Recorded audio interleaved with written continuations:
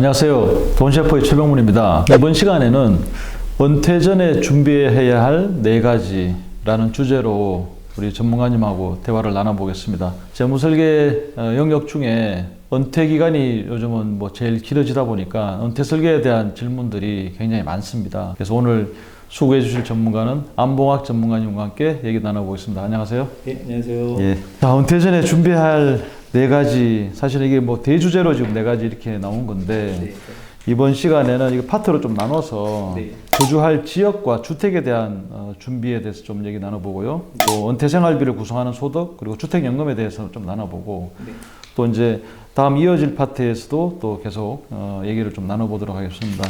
먼저 이제 은퇴 이후에 어디에서 거주할 것인가 이렇게 참 질문들 많이 하시는데 한번 여기에 대해서 말씀해 주시죠. 네. 제가 이제 1년에 은퇴자분들을 상당히 많이 뵙는데요. 네. 보면은 이제 물론 저는 이제 전국에 있는 분을 다 뵙는 건 아니고 주로 이제 수도권하고 특정 이제 기업의 은퇴 예정자분들을 뵙는데 그분들하고 대화를 하다 보면 정말 이제 어디에서 살 건지, 그러니까 이제 그동안 직장 때문에 예를 들어 수원에 살았거나 동탄에 살았거나 아니면 포항에 살았거나 부산에 살았거나 이렇게 이제 거주를 하셨는데 실제 퇴직하고도 그 지역에서 계속 사실 건지, 그리고 또 하나의 고민은 예를 들어서 포스코를 다니신다고 해서 포항 지역에 계속 거주를 하셨다.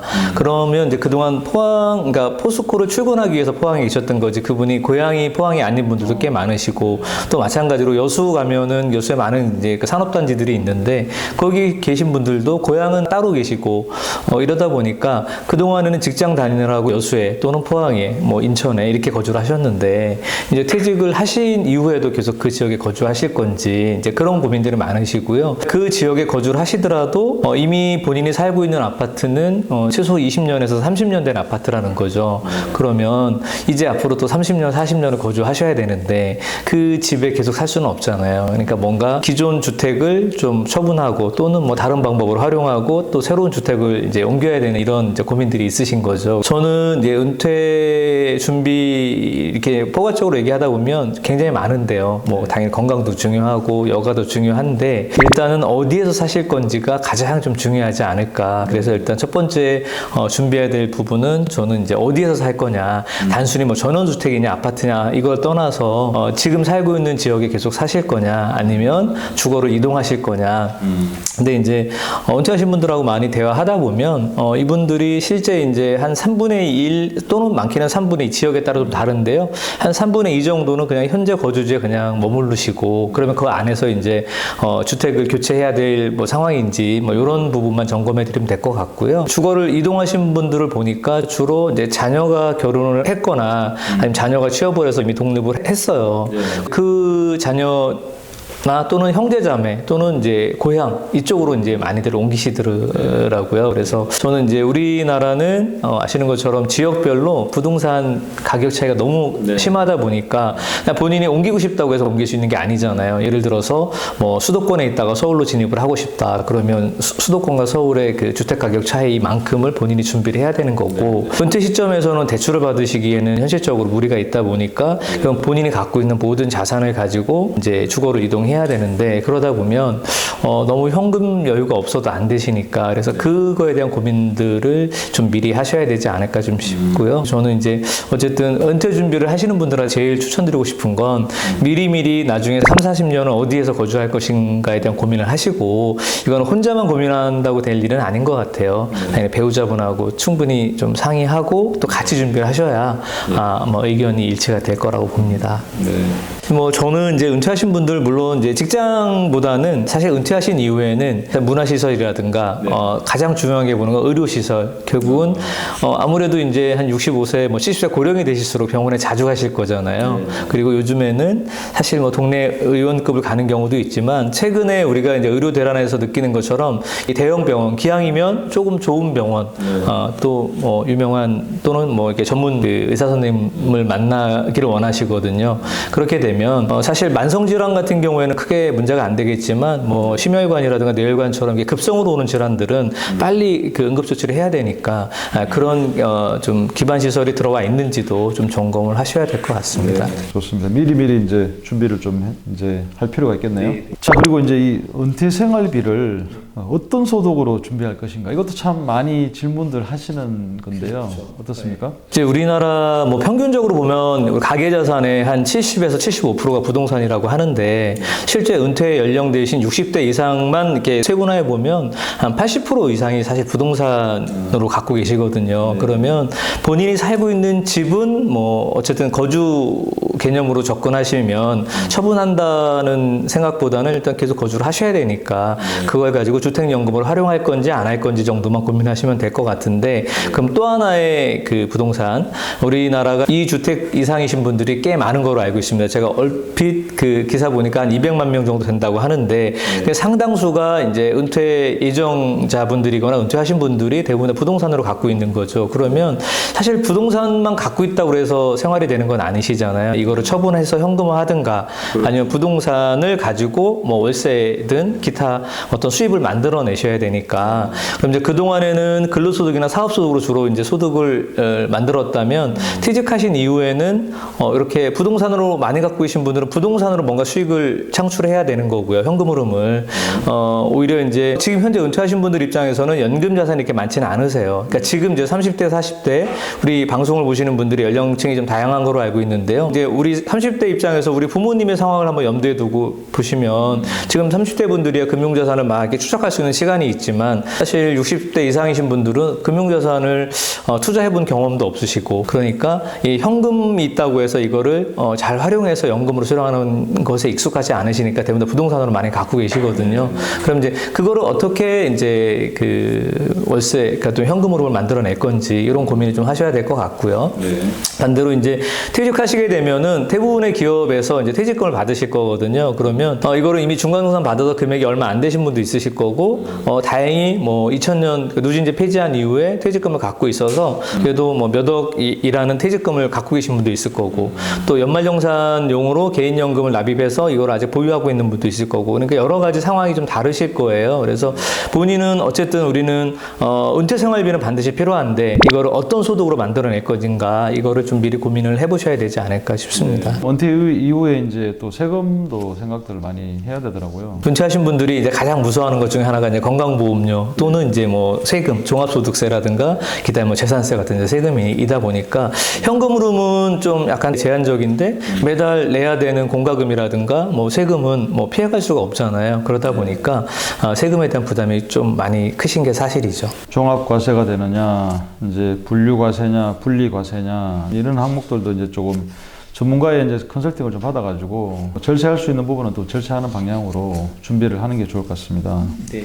오늘은 제가 이제 따로 준비를 하진 않았지만 이 종합과세와 분류과세는 굉장히 큰 차이가 있는 거거든요. 결국은 6개 소득을 합산해서 과세를 한다라는 게 종합과세이고 퇴직금과 부동산 매매 차익에 대한 양도소득은 따로 계산한다고 해서 분류과세거든요. 그래서 이 개념을 명확히 좀 이해를 하셔야 절세의 가장 기본은 이 소득이 종합과세에서 세금을 더 내는 소득인지 아니면 세금을 안 내는 비과세 소득인지 아니면 따로 계산하는 분류과세 소득인지를 명확히 구분할 줄 아셔야 될 거라고 봅니다. 다음에 또 기회가 되면 또 한 번 더 부탁드리기로 하고요. 자, 그리고 이제 주택연금에 대해서도 이제 좀 이해를 할 필요가 있습니다. 최근에 조금 이제 개정된 것도 있고 그렇더라고요. 한번 말씀해 주시죠. 그러니까 이제 제가 주택연금을 따로 장표로 넣은 이유는 어차피 은퇴하신 분들이 가장 쉽게 또는 가장 많이 생각하시는 이제 현금 흐름 중에 하나가 제일 큰 자산이 주택이니까. 그러다 보니까 전에는 이제 주택연금 우리가 주택 가격이 좀 낮을 때 수년 전만 하더라도 주택연금을 신청할 수 있는 그 가이드라인, 그러니까 가격이 굉장히 좀 낮았었어요. 근데 이제 주택 가격이 오르다 보니까 이게 시가가 아니라 이제 공시 가격으로 바뀌었고요. 그러면 공시 가격은 보통 시세 한 60에서 뭐 많게는 한 80%. 그러니까 10억짜리면 대략 공시가 한 7억에서 8억 정도 보면 되거든요. 그러니까 이게 시가 기준으로 가다가 이제 공시 가격으로 내리다 보니까 실적으로 지금 공시 가격이 12억 이하이면 주택연금을 신청할 수 있습니다. 그런데 이거는 이제 뭐 집이 한 채이면 신청할 수 있고 두 채면 안 된다 이런 의미는 아니고요. 다주택자라 하더라도 공시가격의 합산이 12억이 넘지 않으면 신청할 수 있고, 그다음에 이제 은퇴를 고민하신 분들은 나이는 크게 제한이 없는 게 부부 중에 한 사람이라도 55세가 넘으시면 되거든요. 이것도 55세로 내려왔네요. 네, 55세로 내려왔기 때문에 사실 은퇴를 고민하시는 분들이 나이 때문에 문제될 건 없을 것 같고, 오히려 이제 그러면 지금 신청하는 게 맞을까?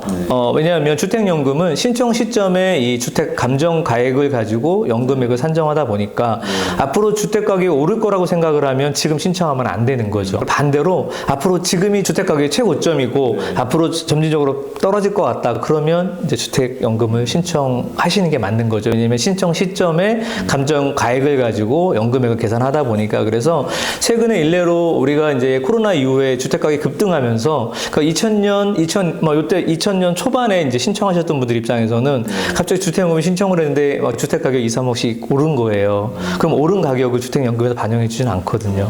그러다 보니까 이분들 입장에서는 굉장히 이제 좀 소가리를 하셨죠. 그래서 선택할 수 있는 건 그동안 주택연금 받으신 거를 전부 다 반환하시고 주택연금을 해지하신 거죠. 그러면 이제 3년 이내에 다시 신청을 못 하시거든요. 하지만 어쨌든 해지하시면 지금 가격으로 처분할 수도 있고 또 3년을 버티시다가 뭐 다시 신청하실 수도 있고.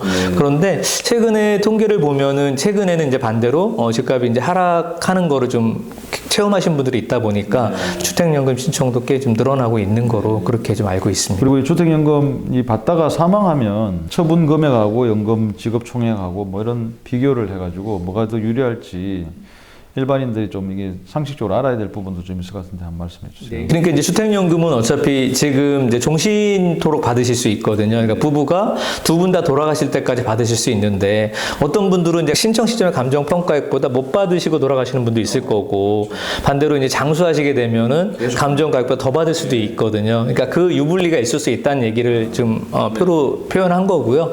그러면 이제 최소한 감정가액보다 적게 받았다면 그러면 이제 못 받은 금액은 상속인한테 드린다는 얘기고, 감정 평가액보다 장수하셔서 더 받았다 하더라도 본인이 부담하는 건 없다. 별도로 청구하는 건 없다는 얘기네요. 한 가지 인적이 이제 그 마지막 표에 보면 지금 이제 12억까지 이렇게 나와 있고 70세로 이제 봤을 때 3억에 이렇게 예시가 88만 6천 원이네 한 달에. 네, 여기 이제 이 표는 주택금융공사 홈페이지 가면 매년 공시가 돼 있고요. 이 기준이 매년 바뀝니다. 그래서 실제 작년 대비해서 제가 올해 얼마나 그 줄어들었나 봤더니 동일한 3억의 집을 70세 받는다 가정했을 때 2022년에는 92만 6천 원이었어요. 근데 이게 23년 되니까 88만 6천 원으로 줄은 거거든요. 그게 이제 뭐 여러 가지 요인도 있겠지만 일단 사람이 시간이 지나면서 평균 수명이 조금씩 늘어나잖아요.